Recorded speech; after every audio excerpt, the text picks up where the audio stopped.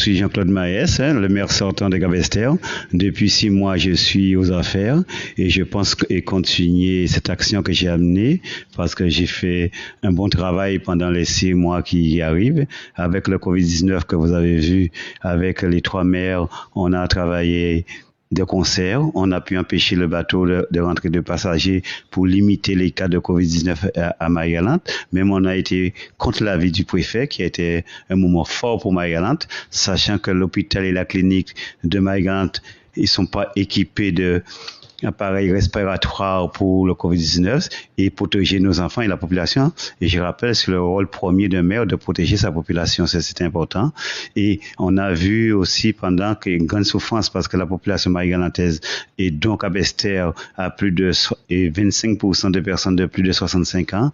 On a distribué, et avec la caisse des écoles, le département, plus de 5000 repas pour les personnes âgées, c'est important. On a distribué de la nourriture. J'ai même et particulièrement avec le on a ouvert 2 comptes dans les commerçants alimentaires et du beau pour les personnes les plus démunies. Ça a été un travail formidable et tous les jours j'étais sur le terrain à la rencontre de ces personnes les plus fragiles parce que souvent leurs aidants étaient confinés et c'était normal que le maire prend le relais pour pouvoir aider ces personnes.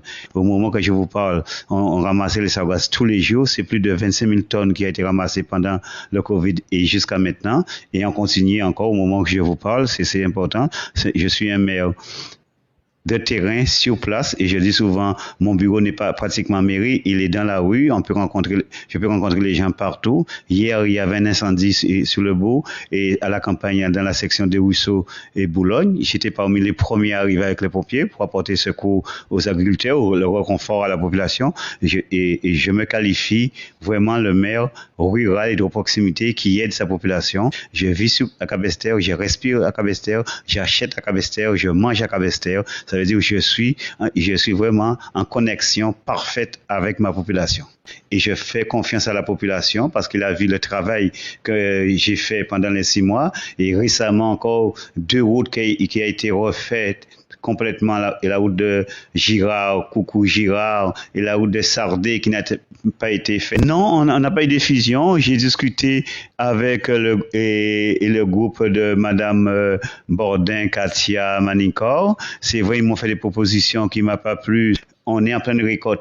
Pratiquement toutes les routes de pénétration ont été refaites. Les gens, j'ai jamais eu de plainte pour un agriculteur puisse me dire, monsieur, je ne peux pas retirer ma canne. Tout a été fait en amont. Je pense que je suis un maire visionnaire qui travaille pour le beau, mais qui travaille aussi pour l'agriculture, parce que je tiens à dire quand même qu'Capesterre et Marie-Galante, c'est la pêche, c'est l'agriculture et le tourisme. Et on a travaillé énormément dans ce sens pour les agriculteurs, parce que c'est le moment propice pour les agriculteurs pour retirer leur canne à sucre. J'ai aussi sur la plage, on vient d'accueillir avec la communauté de communes une cribleuse pour pouvoir nettoyer les plages et correctement désinfecter les plages. Ça, c'est un progrès énorme pour nos plages de Marie-Galante. C'est tout ça que je pense qu'il faut continuer à travailler.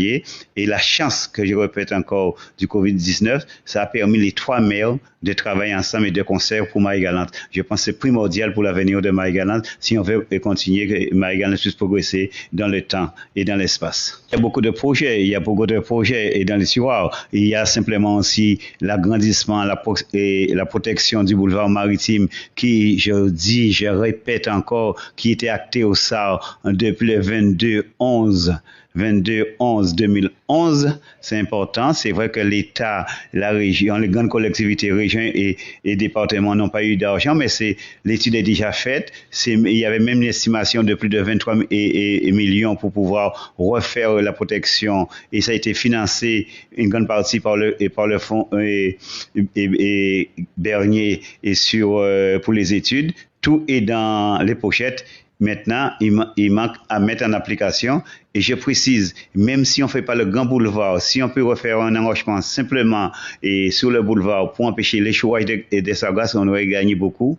Parce que sachant actuellement, en 2019, on a dépensé plus de 1,3 million pour le ramassage des sargasses. Et j'insiste, ça va uniquement dans la section de fonctionnement.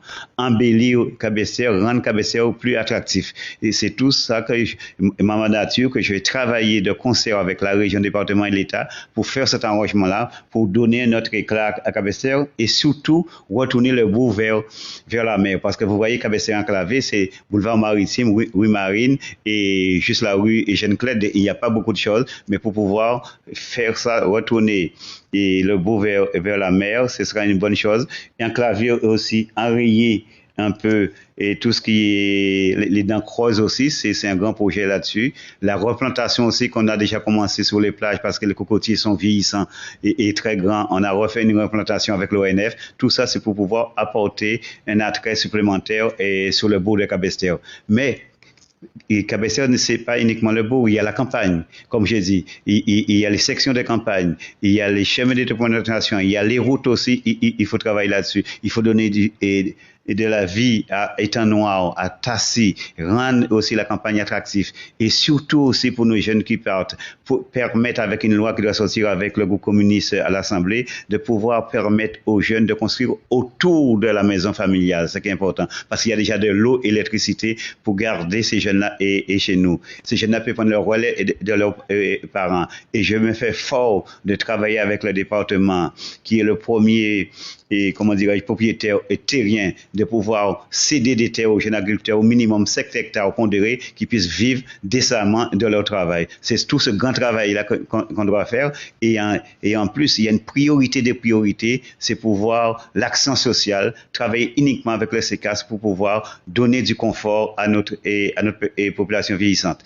Je rappelle qu'il y a l'EHPAD à Marie-Galante, mais l'EHPAD coûte cher, c'est 3 000 € par mois et les salaires moyens d'un foyer Marie-Galante, c'est 700 à 800 €. Ce que je préconise, et mon équipe et moi, et Réussir Cabesteros ensemble, c'est pouvoir faire l'amélioration d'habitat des personnes âgées et pour qu'ils puissent rester chez eux dans leur milieu naturel. C'est pas moi qui le dis, c'est les scientifiques. Plus qu'une personne âgée reste dans son milieu naturel, plus qu'il vit à l'aise et créer avec des associations des emplois aidants pour pouvoir aider ces personnes-là dans leur quotidien. Voilà un programme qui peut créer immédiatement une dizaine, une vingtaine d'emplois sur Cabesteros.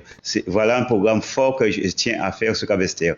Et aussi développer le sport, on peut le dire, parce que Madame Bourgeois, qui était juste avant moi, on a créé quand même le stade de Cabesteros et plus de 5,3 millions pour permettre aux sportifs Marie-Galante, je dirais pas seulement Cabesteros, Marie-Galante, et on a vu le résultat quand même et de l'équipe et d'Étang Noir, l'amicale, qui est devenue championne de la Guadeloupe. C'était historique. Et je peux dire que c'est grâce à ce stade-là, parce qu'ils jouaient à domicile et ils ont pu gagner pas mal de matchs.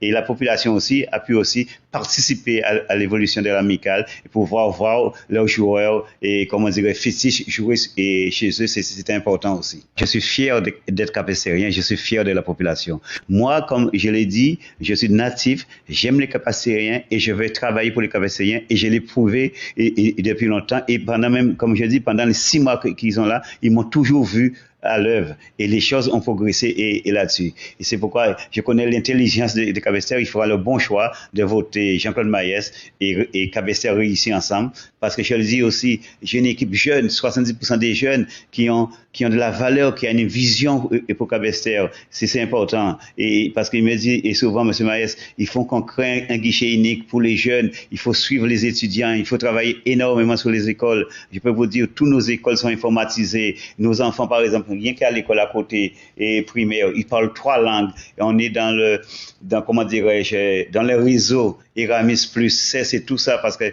la relève, c'est les jeunes. Et c'est vrai, et je le dis souvent, le savoir peut amener aussi l'économie. Si on a un peuple bien formé, bien construit, Marie-Galante va se relever, Cabesteros va se relever, quoi qu'on y pense, parce que les Marie-Galantais et les Marie-Galantaises, c'est des gens forts et intelligentes.